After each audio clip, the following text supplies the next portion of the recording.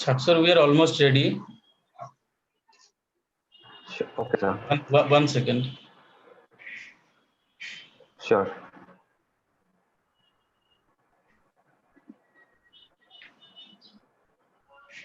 Yeah, it's done. It's done. Perfect. Thank you. Go ahead, please. Right. Thank you very much. Sure. Can you see my PowerPoint screens? Yeah, Dr. Hamid, just a second, please. Yeah. Sir, please. Yeah. Thank you. Sure, sir. Thank you so much, Dr. Martin, for being with us as a speaker. We are having Dr. Hamid Al-Marchand as a speaker of our plenary session right now.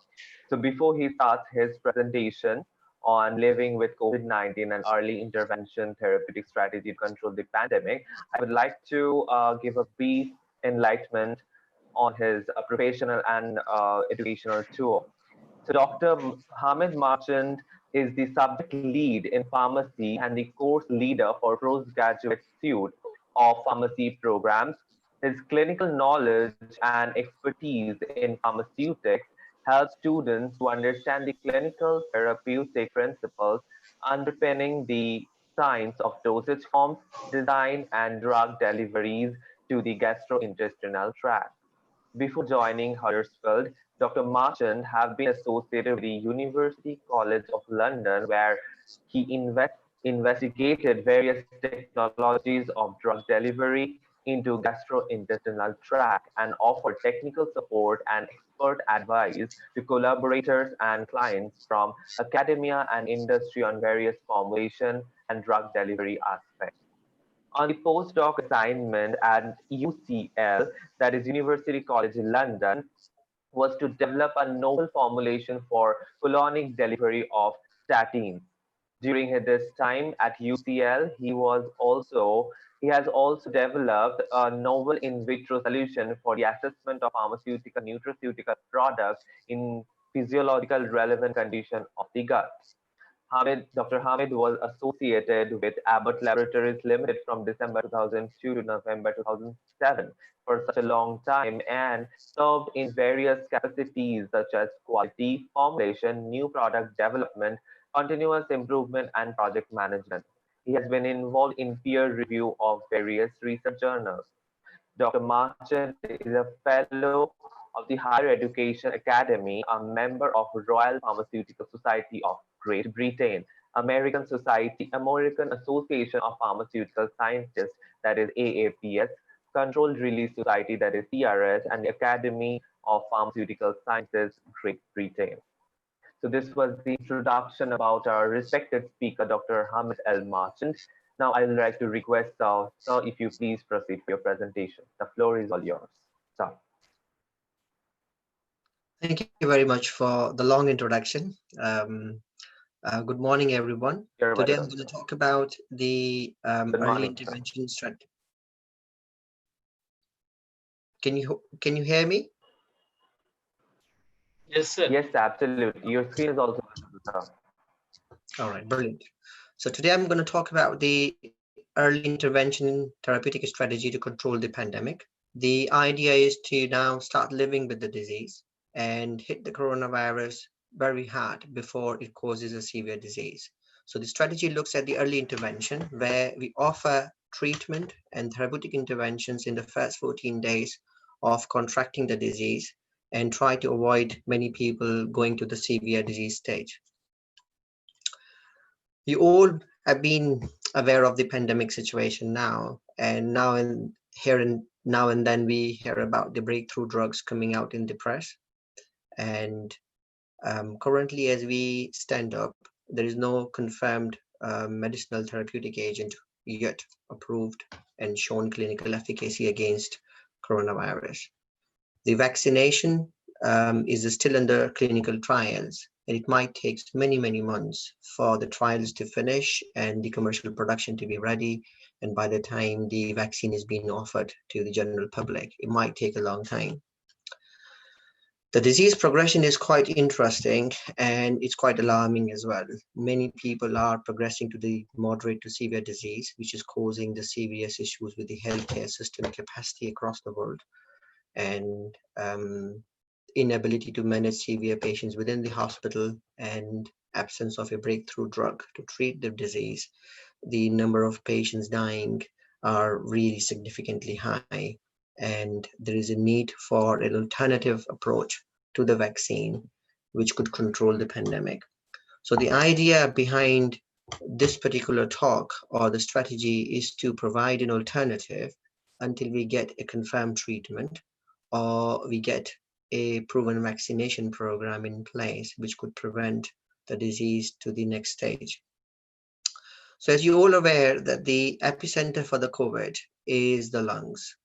And the idea is if you could inhibit the virus to go down further the lungs in the upper respiratory tract, then you could potentially prevent the disease to progress into the severe stage. And you would allow the body to produce antibodies naturally to fight against the disease. In the early stage of COVID, as you all are aware that the disease confined themselves to the upper respiratory tract, which is where we could really intervene and prevent the progression to the severe stage. If you could do that in the early days, in the first few days of the disease, the chances are that we prevent the virus to go further down, we prevent the pneumonia, and we prevent the cytokine storm syndrome, and we prevent the patient to die.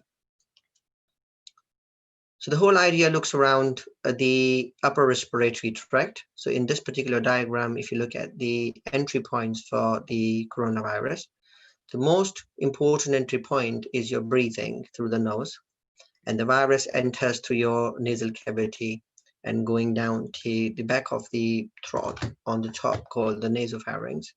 This is the region which then joins to the oropharynx at the back of your throat. The parallel entry point for the virus entry into the body is your mouth. So when you breathe through your nose, and you also breathe through your mouth. And that's where the majority of the chances of contracting the virus is. And that also joins into oropharynx, which is the common connecting point at the back of the throat through the nasal and oral cavity. And then the virus multiplies in these regions to go further down to the laryngopharynx, which then go down further down to your vocal cords, and then separates into the esophagus, which is your tube going down to the stomach, and then the other side of the trachea, which is your windpipe, which goes to the lungs. And then if the disease is not controlled at that point, if the body cannot recover or the viral load is very high and body didn't have enough time to produce the antibodies, or the immune system was weak in that particular patient, in that case, the virus could go further down to the lungs and then could cause a severe form of the disease, which could include pneumonia, the fluid filling into the lungs, causing dyspnea, oxygen saturation could go down, and the patient might need hospitalization and intubation on ventilator. So the whole idea about this strategy is to sanitize your respiratory tract, upper respiratory tract. It's a bit like how you sanitize your hands. So you all heard about hand sanitizers, hand washing, all the WHO and national guidelines. The way you sanitize your hands, you look at the antiseptics on your hand, you look at the alcohol-based hand swabs and all those kind of formulations, and you kill the virus basically from your hand. But the products you can apply on your hand, you cannot take it in your body. That's the problem. But how could you sanitize your respiratory tract? Same way as you sanitize your hands safely. If you could sanitize your upper respiratory tract, you could potentially weaken the virus into the respiratory tract, and the body could get enough time to produce antibodies before the virus progresses further down. And there is a high chance that you could reverse the disease in those patients. Oropharyngeal sanitization is the terminology which I've used to explain this kind of technique, where you could use steam as an inhalation route, supplemented by some antimicrobial essential oils, which has a capability to produce some vapors generated during the steaming process. And those vapors would have got the antiviral properties. In combination with the steam, they could achieve a good sanitization through the respiratory tract. Similarly, in the nasopharynx, the steam would go further down with the antiviral fumes to clear this area. In the oropharynx, Again, when you inhale the steam, you would inhale through mouth and the nose both. So you would potentially go down to the oropharynx. In addition to the steam, what you could also do is use some antiseptics to use as a mouthwash, and also some strong antiseptics to use as a gargles.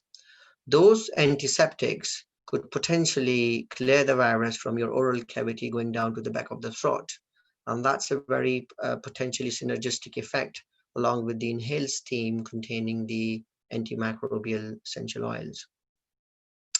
Now, these mouthwashes and gargles can't be just ordinary you use for normal day life or the dental hygiene.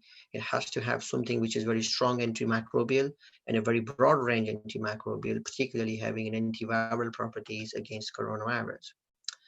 To supplement the mechanism of action further, you could also have some lozenges with the antiseptic drugs containing in there. This could provide a further medication of the laryngopharynx down the respiratory tract. Now, when you take the gargles or you use a throat rinse, the medication can only go down to the end of the throat. You cannot go further down. The type of antiseptics normally you use in those formulations are not fit for oral consumption. They are not safe to take it inside your mouth, basically. They are for the topical use, which is why they are very potent. However, we could use some moderate kind of antiseptics in the lozenges forms, which could then further go down to the laryngopharynx, going to your esophagus afterwards, and could provide a comprehensive sanitization.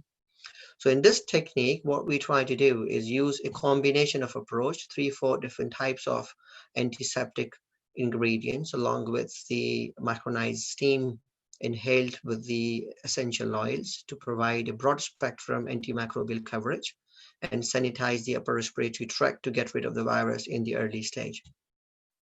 You could also supplement the patient with vitamin C and zinc, which could naturally help with the immunity, and the patient would have some extra support for the immune system to fight off the disease.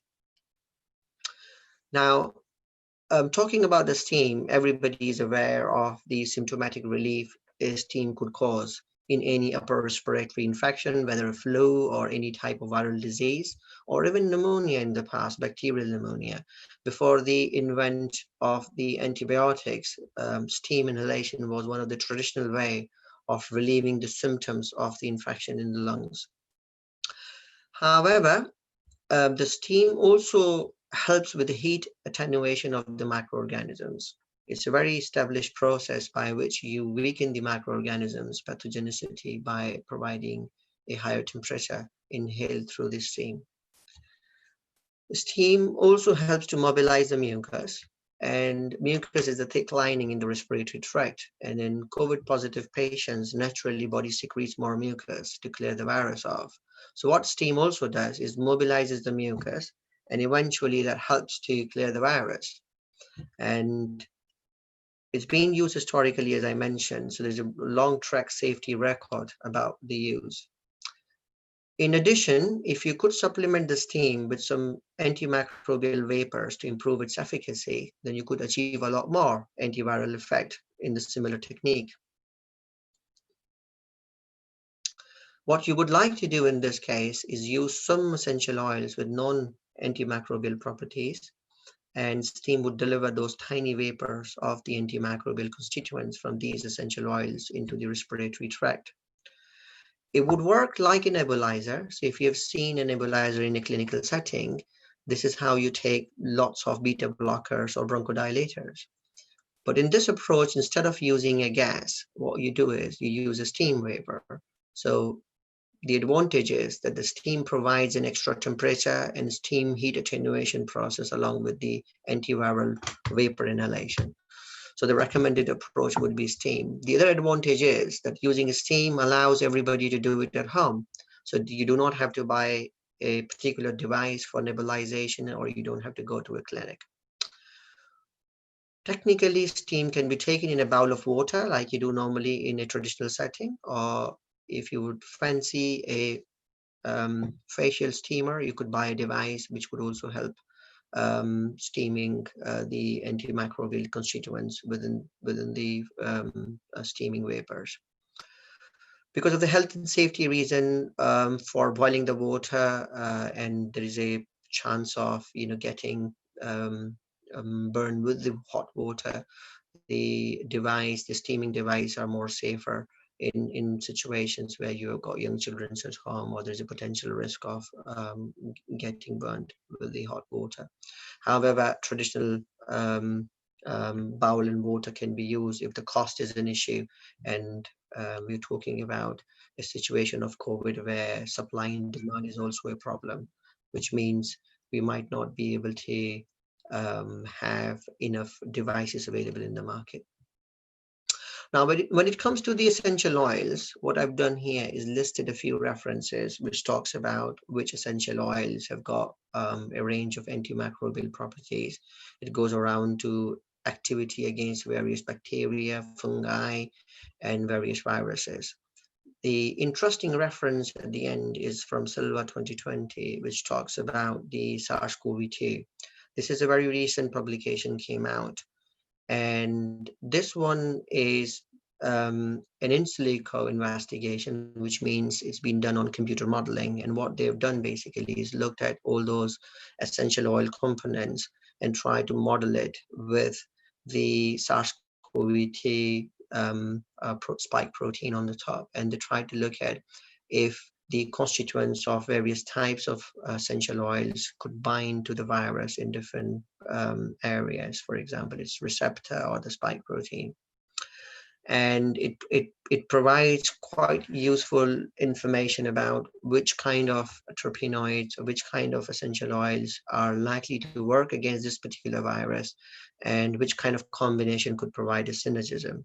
However, other references here talks about the broad spectrum viral activity against different viruses, including SARS-CoV-1 and various bacteria. The other evidences are real in vitro and in vivo evidences in other viruses and bacteria. However, there are plenty of essential oils reported in the literature. And what we don't want is the patient to start using anything. If it's herbal, if it's coming from plants, it doesn't mean it's always safe. Particularly when it comes to inhalation through the lungs, we need to have a very safe history of use for those essential oils to make sure what we are suggesting to the patients are not detrimental for their health. So what I would recommend is these list of 6 oils which have got quite a broad range of antimicrobial properties, including the antiviral properties, but also these oils has been historically used not only on the skin, but also used as a vapor to inhale in traditional therapies. So these includes, for instance, the peppermint oil, the clove oil, eucalyptus, camphor, cinnamon, and the oil of thyme. Now, you might be thinking how you're going to get these oils in a COVID situation where there are millions of patients being affected. So these oils are quite common. You could buy them on online shops. You could buy them on herbal retailers, and various herbal extract shops do sell purified version of these oils. However, if they are difficult to find, you might have heard about the traditional therapy Vicks Vapor Rub. So various vapor rubs formulations in the market, for example, Vicks is one of the examples, they do contain the similar kind of composition of essential oils, but they do not contain all the oils I mentioned in my previous slide.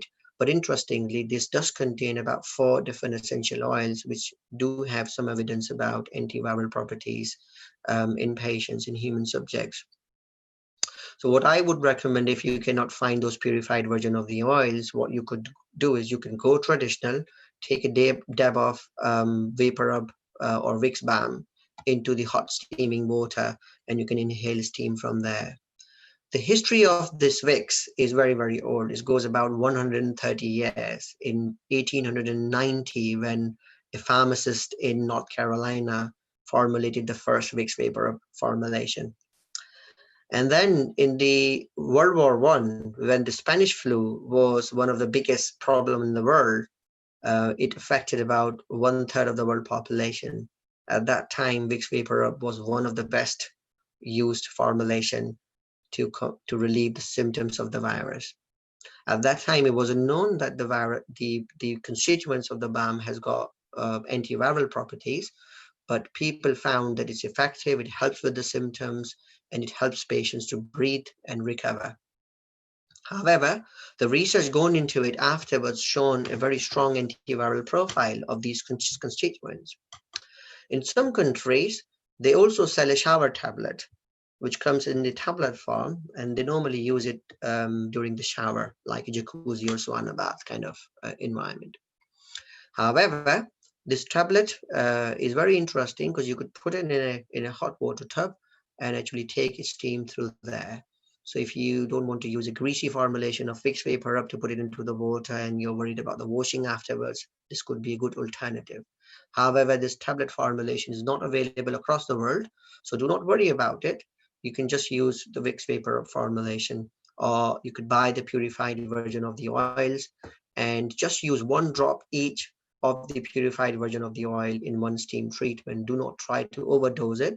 If the symptoms are very severe, what I would recommend is you take the steam treatment 3 to 4 times in a day, but do not try to overdose the constituents of the oil. Just 1 drop from the each purified oil should be enough.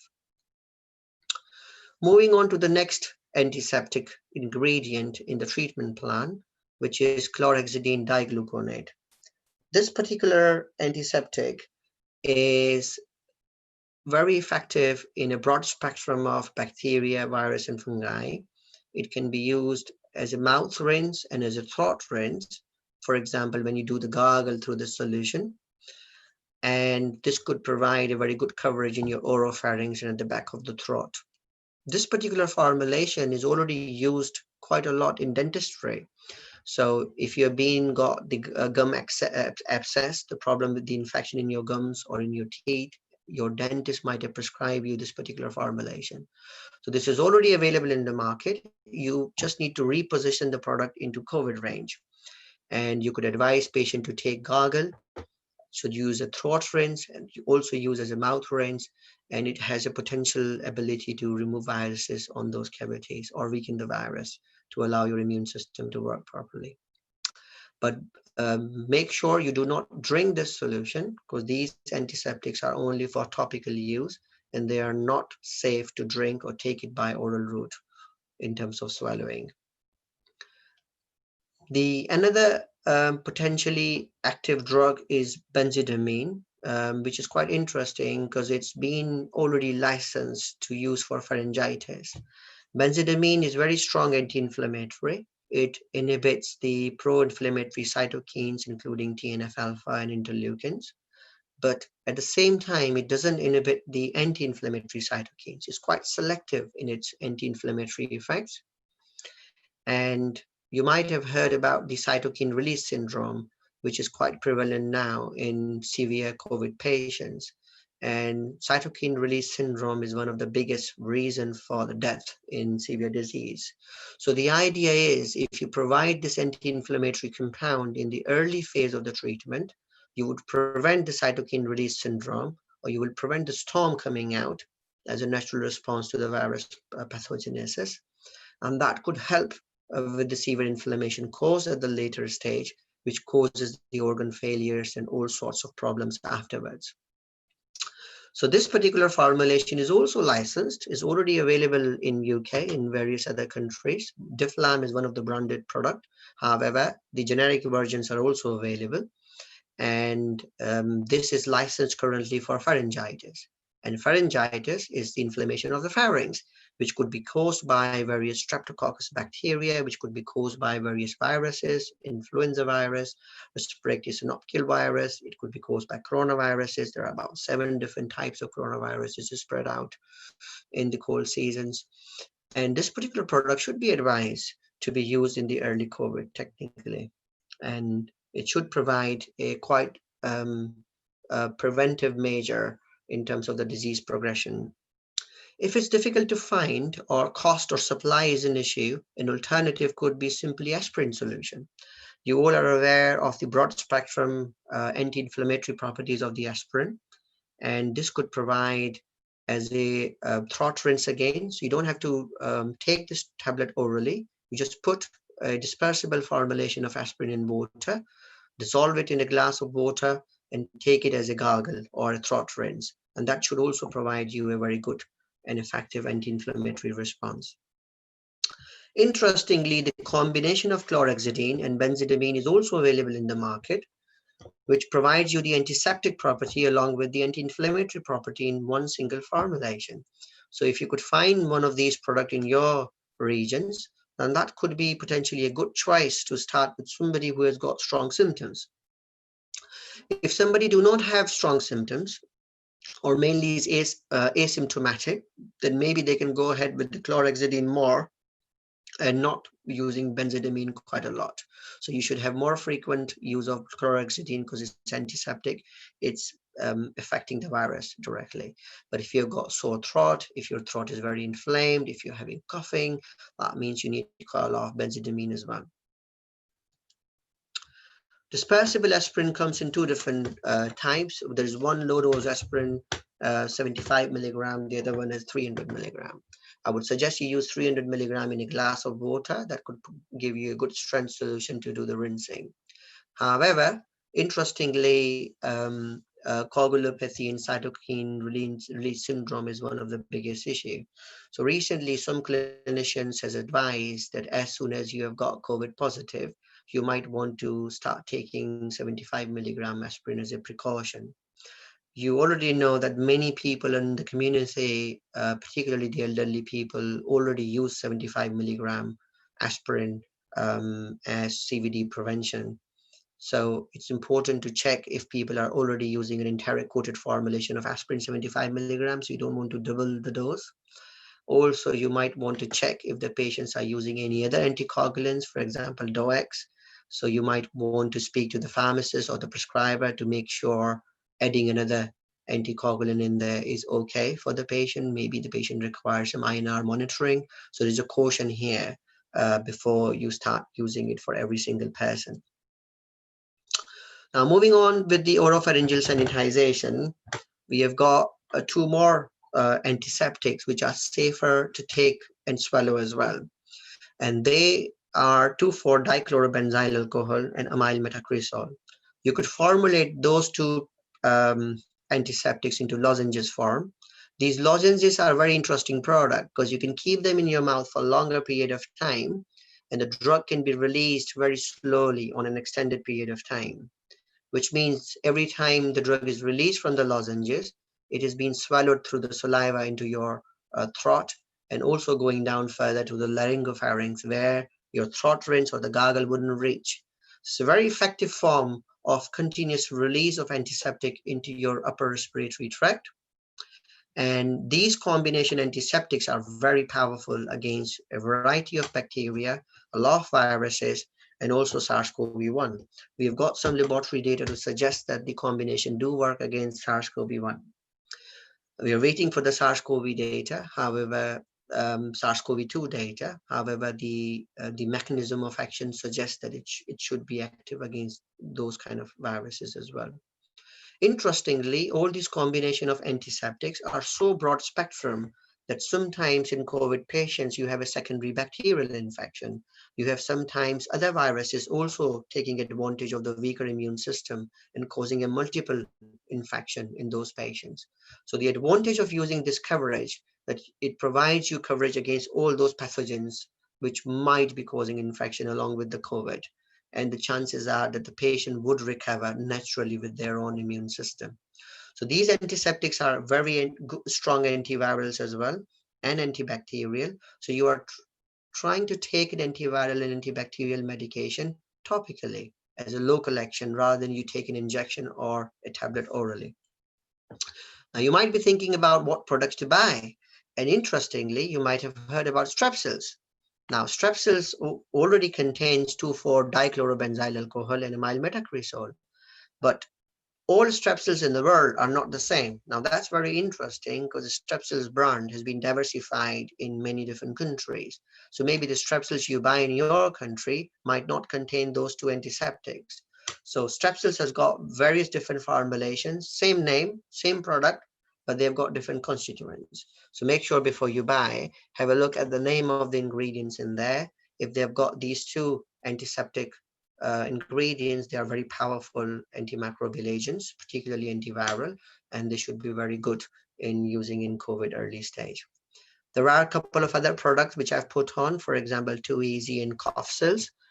Cough Cells is one of the brands which should be available in India easily from Cipla, and that also contains the same antiseptic ingredients, and I hope they are also in the same strength.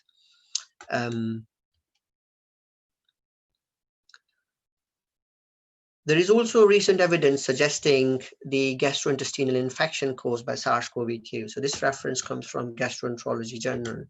And what they're trying to say here is that, when you have got the virus growing in your throat, you swallow your sputum, you swallow your saliva, and that's where the virus starts to go down to your stomach. When it goes down to the stomach, it survives. Some of the viral strains do survive in the stomach and go down further into the small intestine and large intestine. And in some other studies, they found that the virus was found in the fecal samples for at least 21 days, even after recovery from the symptoms. So once you become asymptomatic, the virus still keeps coming out in your fecal samples for at least 2-3 weeks. Now, this is alarming for two reasons. One, it could cause gastrointestinal infection. It could also cause a fecal contamination problem. So we have got now another way of spreading the disease. For example, if the hand hygiene is not proper, then because of the fecal contamination, the virus could also spread in the pandemic. So like other waterborne disease like typhoid and cholera and all those kind of things. So this particular disease could also spread through the water contamination or sewerage contamination of the potable water, or if in certain regions the good quality potable water is not available, then that could be another issue. Now, what you could do with that is you might want to use activated charcoal or spagola husk, which could have a property to surface absorb some of the pathogens from the GI tract. So the surface area for these kind of particles is very high. And what they normally do is they try to absorb all those things on the GI tract. And the chances are they might offer a sweeping action and support the clearance of the virus in the GI tract. If the patient is complaining with the gastrointestinal spasm, you could also offer some of the over-the-counter mebubrine or hyoscine kind of medication. If the patient is complaining with the diarrhea, which could be very common because if the infection of the GI tract increases, then you might have got diarrhea. And that could be taken by spagola husk in a very concentrated format. I think I've got limited time left over, so I would speed up a little bit now to allow the next presenter to carry on after me. If the patient is suffering from constipation, again, you've got a variety of formulations available over the counter, which you could help the patient with. Vitamin and minerals, particularly vitamin C and zinc, is required to boost immunity. And if a patient cannot find vitamin C and zinc combination or individually, they could also buy a multivitamin and multivitamin complex, which could Dr. provide. Martin? Yeah, so actually we are running a little bit short of time. Okay, let me wind it up. So technically, for other precautions, I would suggest hand washing is very important to carry out. Hand washing is still better than hand sanitizers. But if you do not have hand washing facilities available, then hand sanitizers are very effective. But there are some problems with hand sanitizers in the market.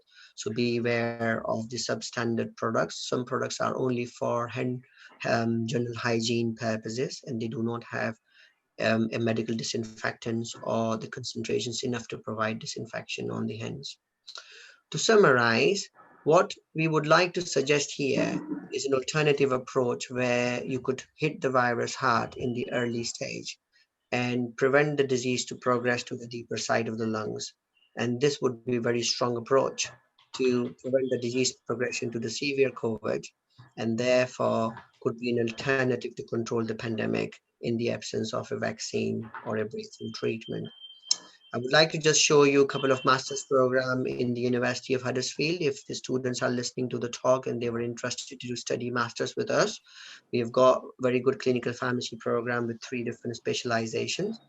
University of Huddersfield is an award-winning university, Staff Gold University, located half an hour from Manchester, and about 20 minutes from Leeds. And here I conclude my presentation. Thank you very much for your patience. I would like to say special thanks to Dr. Nazi for the invitation and the GIS University for organizing this event. And thank you very much for everyone who attended the talk today.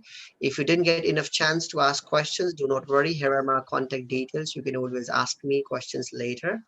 And in the interest of time, I would move on to the next speaker. Thank you so much, sir. So we have a couple of questions really because this is such a relevant topic for now. So I would like to take one, two questions for you. So there was a question from a student. He was saying that Vicks VapoRub, as you have spoken a lot about Vicks VapoRub and its use. So Vicks VapoRub once get banned, uh, maybe in 2015 because investigator indicated that it can cause asthma. So will it be safe to use against COVID-19 patient as asthma people are more prone to this virus? Well, again, I'm not aware of any strong clinical evidence that it causes asthma. The approved license indication currently on the market is still allows the product to be used in many countries, and there is no RCTs or strong clinical evidence to suggest that it causes problems. Even some evidence do suggest that the asthma patients sometimes when they are struggling with the dyspnea, they do get benefited with the product. Sometimes asthma exacerbation also leads to upper respiratory infections, particularly when patients are on continuous steroids. And the product, in fact, helps with the antiviral, antibacterial clearance in those patients in those stages. So I don't think there is a strong evidence to suggest that the product is not suitable for those patients. Right, sir. Right, sir. So there are a lot more questions. I would like to accumulate all those and send it to you through your emails. If you have time, you can answer those as we are running short of the time. And so we are having a very small token of appreciation for you. I would like to present that in front of the screen with your permission. So Of course. Right. thank you. Just give me a moment.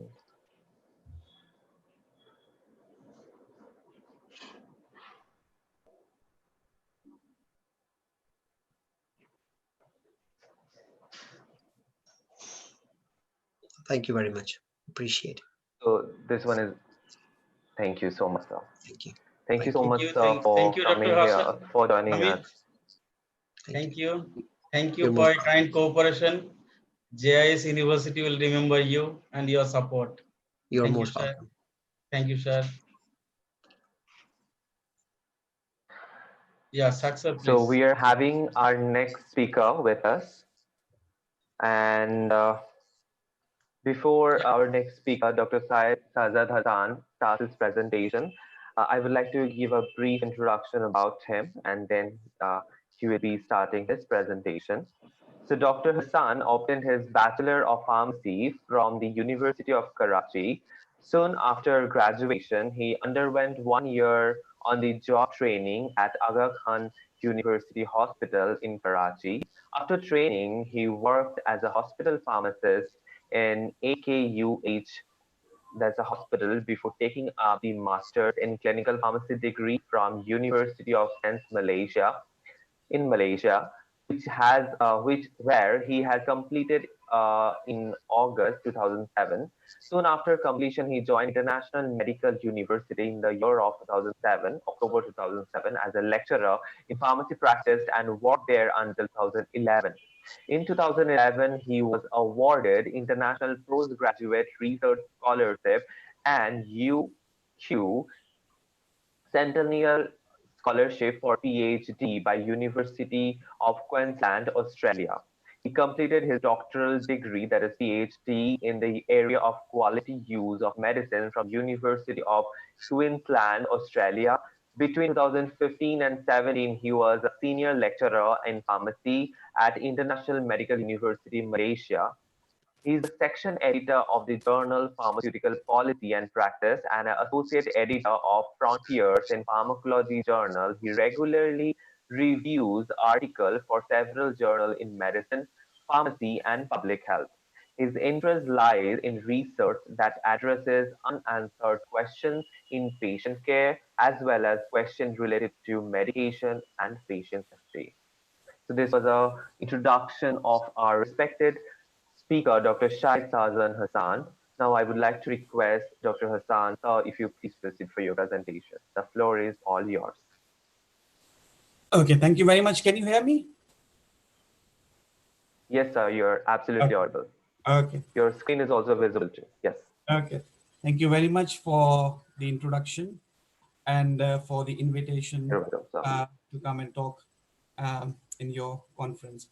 So I will be talking about the use of corticosteroids in asthmatic patient and COPD patients with and without COVID-19. So you have already given me the introduction about myself. So I'm currently working as a senior lecturer in University of Huddersfield. So the objectives of today's presentation, I will be talking about the prevalence of asthma and COPD among coronavirus or COVID-19 patients. I will be discussing the pharmacotherapeutic considerations for the management of COPD and asthma patients without COVID-19. So there are a lot of questions related to patients with asthma and COPD, whether they have increased risk of getting or acquiring COVID-19, and also discussing the pharmacotherapeutic considerations for the management of asthma and COPD with COVID-19. So I will be discussing as well the systemic corticosteroid. There is a controversial issue in COVID-19 treatment, whether we should use systemic corticosteroids for the treatment of severe COVID-19 patients.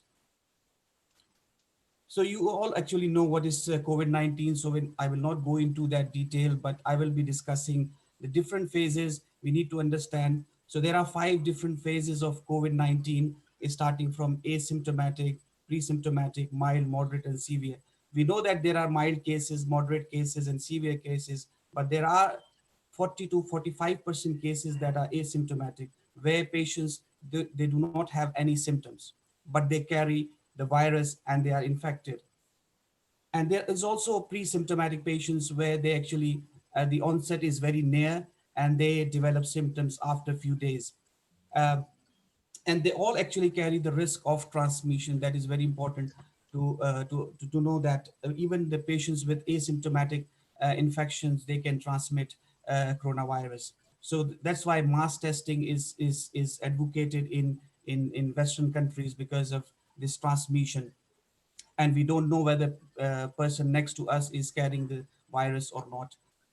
There's also some people they are advocating for universal mask wearing and also for physical distancing to control the coronavirus.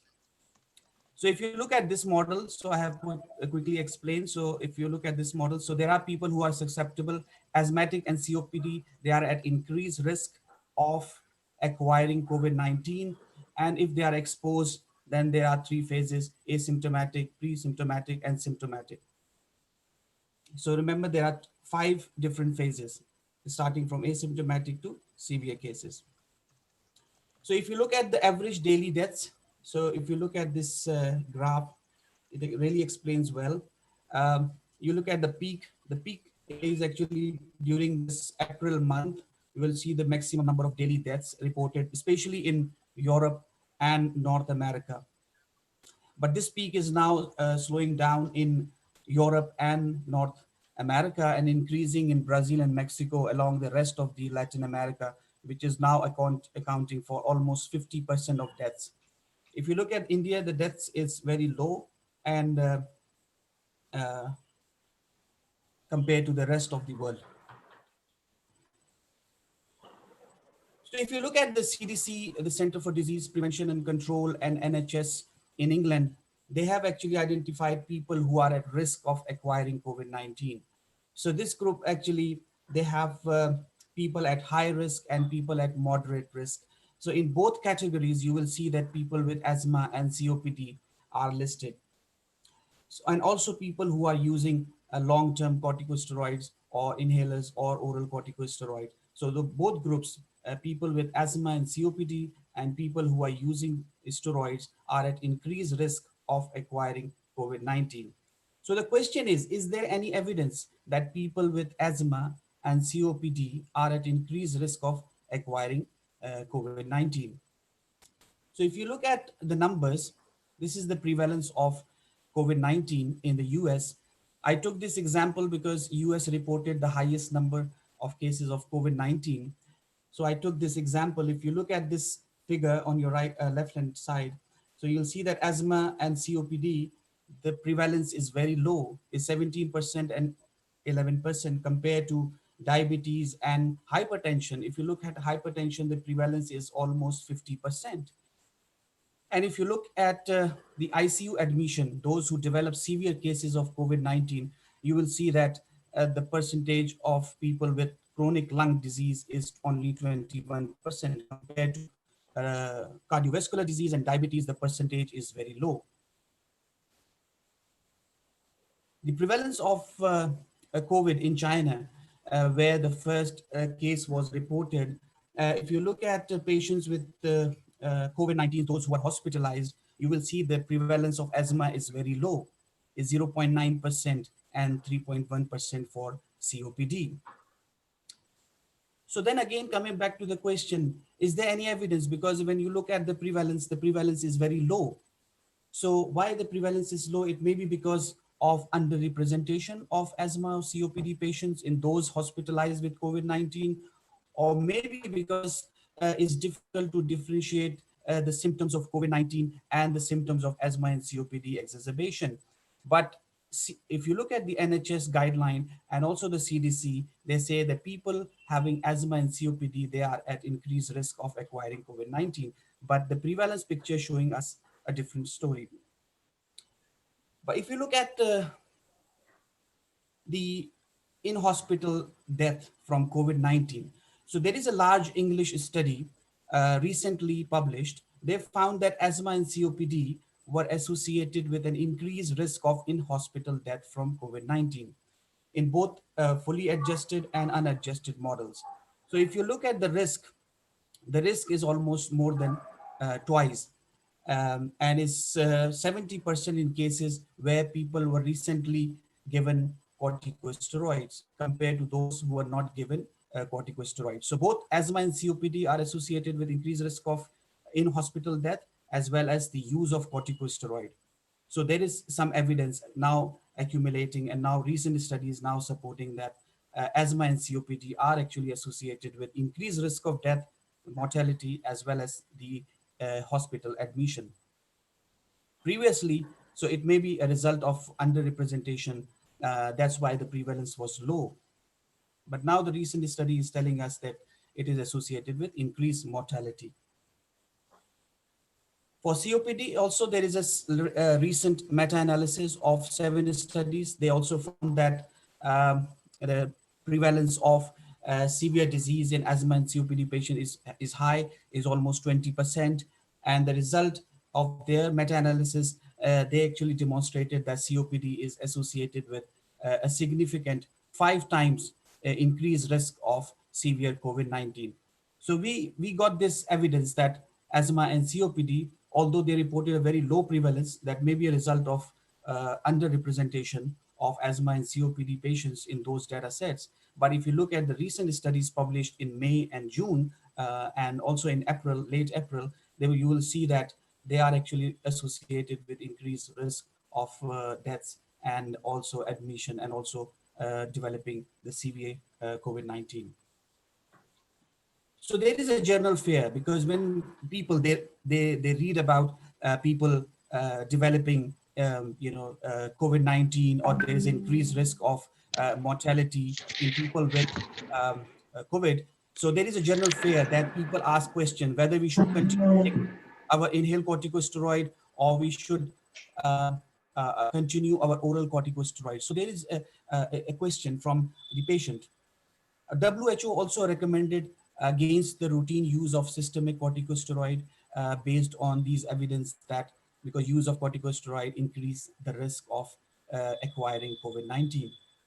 So asthma and COPD patients, as you know, they are actually generally prescribed with inhaled corticosteroids and also as a preventer. So it's generally prescribed, commonly used in people with asthma and COPD. So that's why we actually conducted a critical review of clinical evidence, because there are a lot of questions about the safety of corticosteroids, and there is also a risk of getting infection or acquiring infection, COVID infection.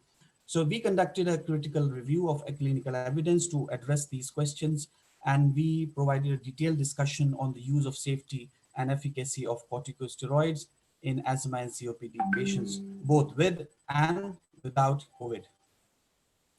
So here's our recent paper published. We completed with the help of clinical pharmacists from hospital and the consultant, and also an expert from drug delivery and drug formulation. So we look at the clinical evidence. We also look at the products from the delivery point of view, and we give a detailed discussion on the use of corticosteroid. So we divided our manuscript or paper based on two different groups of people. One group of people with asthma and COPD who do not have COVID-19 as yet. And there is a second group where there's a group of asthma and COPD patients who have COVID-19. So asthma and COPD patients with and without COVID-19. So the first group, so there is, if you look at the literature, there is no clear conclusion about the use of corticosteroid, especially the inhalers, and the risk of respiratory infection. But there are two, if you look at the evidence, the literature, you will see at least two systematic reviews that are actually supporting that if a patient is using ICS, they are at increased risk of acquiring or developing pneumonia. But there is one Cochrane review in 2017, published in 2017. They found that the corticosteroid reduced the mortality and morbidity in adults with severe pneumonia. So the results are mixed. So there is no clear conclusion about the use of inhaled corticosteroid and the risk of developing respiratory infection. And also there is the information is still lacking about the differential effects of ICS. We know that there are different products available, the different types of corticosteroids available. Some are very potent, some are less potent. So we don't know about the differential effects of ICS on COVID-19. But there are some in vitro studies recently related to COVID-19. They actually provided some very encouraging results about the use of certain products like cyclosinides and mimetosone. These are two drugs that actually shown in vitro studies that there are some encouraging results about COVID-19. And there's also a combination of budesonide and bronchodilators, a corticosteroid, and bronchodilators. They also demonstrated some inhibitory actions on the replications and cytokine productions of coronavirus. So people have also, if they are, they are not, or they are reading a lot about corticosteroid and the risk of respiratory infection. So they can, there is another option that where you can actually reduce the use of corticosteroid. That is called corticosteroid sparing effects. So some asthmatic patients, they may benefit from add-on non-steroidal preventer or controller. So we have preventer and controller. Preventer is usually corticosteroids that actually prevents the exacerbation or asthmatic attack or events, and controller is usually bronchodilators. So you can add on some non-steroidal preventer or controller inhalers that could help actually to reduce the corticosteroid use in asthmatic patients. So there are a few options such as long-acting beta-2 adrenoceptor agonist. There's some mast cell stabilizers available, and also non-steroidal anti-inflammatory agents. But this approach, if you are going for corticosteroid sparing effects and adding on some preventers and controllers, this approach requires careful clinical supervisions and close monitoring by experienced clinicians. And in some cases, especially the mast cell stabilizers, they are not cost effective if you compare with the regular or the routine therapy. So there are some patients that actually develop asthma due to some allergies, and they are also receiving maintenance oral corticosteroid therapy. So if there is a fear that they may acquire COVID-19, so there is an option that we could reduce the dose of corticosteroid to lowest possible dose sufficient to maintain symptoms And there is also an option of supporting the corticosteroid sparing effect by adding biological drugs such as omalizumab and the other drugs. And we can also trial the withdrawal of oral corticosteroid, and these are actually for patients who have been asymptomatic and stable for several months on oral corticosteroid. So is discontinuing corticosteroids an option? Because we talk about titrating down the dose of corticosteroids or adding or other products as a preventer and controller. So is there an option of discontinuing corticosteroid? So there is a systematic review in 2013 systematic review and meta-analysis of 7 RCTs. They found that discontinuing ICS, the inhaled corticosteroid, in people with stable asthma actually more than double the risk of acquiring the exacerbation. So therefore, the benefit of continuing ICS therapy based on the guideline outweighs the suspected risk of respiratory infection. Also for COPD, there is a meta-analysis in 2007 that actually investigated the impact of ICS withdrawal in COPD patients and reported there is no significant increase in the overall rate of exacerbation, but it actually increases the risk of severity in observed exacerbation, and also there is a quick onset from time to the first exacerbation was significantly shorter. So there is a risk involved if you are planning, or if a clinician is planning to discontinue the ICS. So it's not the right option for many patients, because it may lead to the increased risk of severity and also the quick or more frequent exacerbation in patients with asthma and COPD. So the benefit summary for patients who are using corticosteroid therapy, but they are not having any COVID-19 infection. So the benefit of using ICS, if there is a question, so the treatment actually with ICS outweigh the certain risk of acquiring infections. So they should continue with regular medication. And also the major respiratory and health societies recommended against the discontinuation of corticosteroid in asthmatic patients. For COPD patients, they should also maintain their regular therapy, which include inhaled corticosteroid to maintain good control of symptoms and prevents exacerbation.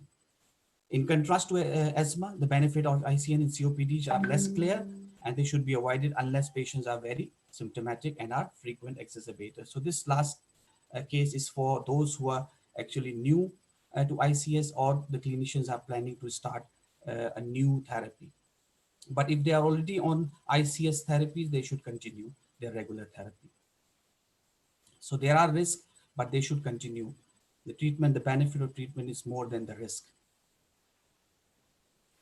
So the second case, the use of corticosteroid in asthma and COPD patients with COVID-19. The second scenario. So the viral infections, they have been one of the most common exacerbation triggers in asthma and COPD patients. They induce pro-inflammatory cytokines such as interleukin-6, 1 and 11. And they also, there is also in case of COVID-19 that there is a similar induction of pro-inflammatory cytokines and subsequent lung inflammation in lungs. And that suggests that it could lead to exacerbation in patients with asthma and COPD. So the viral infection is a risk factor or could lead to exacerbation in asthma and COPD patients. So the main goal of the therapy in asthma and COPD patients with COVID-19 is to decrease the risk of exacerbation. So we know that viral infections are one of the risk factors for exacerbation in asthma and COPD patients. So the main goal here for the therapy is to decrease or reduce the risk of exacerbation that could further compromise pulmonary reserve. In COVID-19 asthmatic patients, the ICS, the inhaled corticosteroid, may be titrated up to 4 times baseline if asthma worsens, so they can increase their dose as indicated by their peak expiratory flow monitoring. And this is particularly important in poorly adherent patients on low dose ICS, as they may prevent the severe exacerbation. So to prevent exacerbations, they can increase or titrate up their dose. The second option is for patients who use combination of ICS and LABA, the long-acting beta agonist such as formoterol inhaler, as a single maintenance and reliever therapy. So this is to increase as needed dose when symptoms flare and reduce the risk of severe exacerbation requiring OCS by 2/3. So they can actually also increase their dose as needed. For COPD patients, more frequent use of SABA short-acting beta agonist is warranted when symptoms flare and titrated to the response. And if there is an exacerbation of asthma and COPD in context of COVID-19, then the usual approach should be adopted and individualized asthma and COPD self-management plan should be followed. And this may include the use of short course of OCS, the oral corticosteroid, as delaying therapy may increase the risk of life-threatening exacerbation. So there is an option of short-term use of oral corticosteroid in both asthma and COPD, and the exacerbation, because exacerbation accelerates the resolution, and there is a risk of morbidity and mortality, so it actually reduces that. So the OCS therapy can be stopped abruptly as soon as symptoms have subsided and lung function has been improved. So this is for short-term therapy, you can stop abruptly. But if patient is taking long-term OCS, then you have to titrate down the dose over a period of time. But in cases of short doses of oral corticosteroid, you can give it for 5 days to 7 days and up to 10 days, and then you can stop. So for the management of critically ill COVID-19 patients, so we talked about patients with asthma and COPD without COVID-19. Then there is a case of asthma and COPD patients with COVID-19. And then there are severe cases of critically ill COVID patients. In these cases, the management is also applicable, the same applicable for the severely ill or critically ill COVID-19 patients that we have discussed just now, and COVID patients receiving emergency care in the hospital. While WHO, as I already mentioned, discouraged the routine use of corticosteroid therapy outside the clinical trial, but some of the clinical guidelines, clinical practice guideline recommended its administration in COVID-19 patients, and especially in the following cases like ARDS, acute respiratory distress syndrome, or mechanically ventilated. So these are the conditions where they actually recommended the use. And if you look at the clinical guidelines, Dr. Hassan. yeah, just last few Uh, slides. oh, okay, sure, sir, sure, sir. So these are the reference recommendation. If you look at the clinical practice guidelines, even the WHO guideline, they actually went against the use of corticosteroids, but there are clinical practice guidelines that actually recommended the use of systemic corticosteroids for severely ill COVID-19 patients. And we conducted a systematic review, meta-analysis. You can also look at the use of corticosteroid, the risk of mortality or the mortality estimate among patients who are using corticosteroid is 38%. So which is very high. So they are giving corticosteroid, but it's still there is a mortality of 38% in patients with severe COVID-19. So clinicians, they should actually talk about the use of systemic corticosteroid, and they should clarify the use of systemic corticosteroid in, because there is still confusion among the clinicians whether they should use it or they should not use it. So it should be solved by consensus. So the summary goal, so the main goal of the therapy for COPD and asthma patient is to minimize the risk of exacerbation.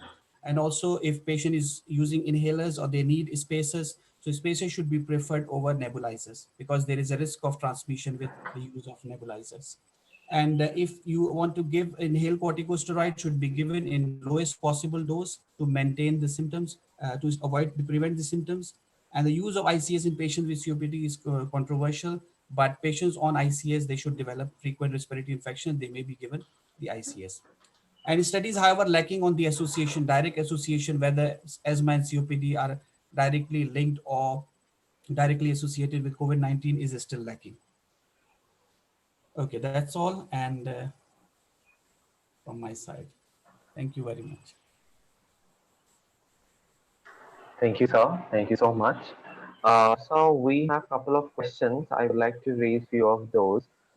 So there was a question goes like as you have spoken about asymptomatic, symptomatic, and pre-symptomatic about COVID positive patients. So recently, few days back, there was a there was a uh, you know our World Health Organization has declared that the asymptomatic patient is not that much of dangerous for the person who are sick, like who are not infected through COVID-19. So what do you want to say about it? Yes, yes. Actually, that is based on a study recently published by the author, and I actually contacted that author who published that paper. He said WHO misinterpreted their actually findings. He actually calculated and he gave the figure of 40 to 45%. WHO said 2%. But when I contacted the author, Right. he said 40 to 45%. So he said the WHO misinterpreted their study and they calculated the wrong percentage and reported the wrong percentage of 2% with asymptomatic patients. He mentioned that there are at least 40 to 45% cases who are asymptomatic and they can spread this virus. So the information is not fully right. So asymptomatic Yes, patients are same dangerous like the symptomatic patients to yes, spread the yes. virus. And they are more Right. dangerous because they don't So carry any symptoms and you don't know if somebody sitting next to mm, you is carrying the symptoms, but right, they have no right. symptoms, so it's more dangerous. Yeah. Yes, we are not aware that the person is a patient. Right. Yes. And another question I would like to take up. A person is asking, the question goes like, apart from corticosteroids, there are talks about countries having BCG vaccination still in their schedule, have lesser death rate due to COVID-19, like our India is having. So does the BCG bacterial vaccination has beneficial role against COVID-19 virus? So should the revaccination will be an option for us? Because there What is do a you think, recent sir? very big large study conducted looking at the BCG vaccination and acquiring and the risk of acquiring COVID-19, but they did not find any significant association of using BCG vaccination and the risk of acquiring COVID-19. So currently there is no evidence supporting the use of BCG vaccination in order to prevent COVID-19. Right, sir. Right, sir. Okay. So there are a couple of questions that's in the YouTube or Facebook. So we'll be accumulating those and send it back to you. If you have time, you can answer all those. Sir. Yeah, yeah. So we have a small token of appreciation for you for this nice presentation. I'd like to show it in front of the screen with your permission. Thank you.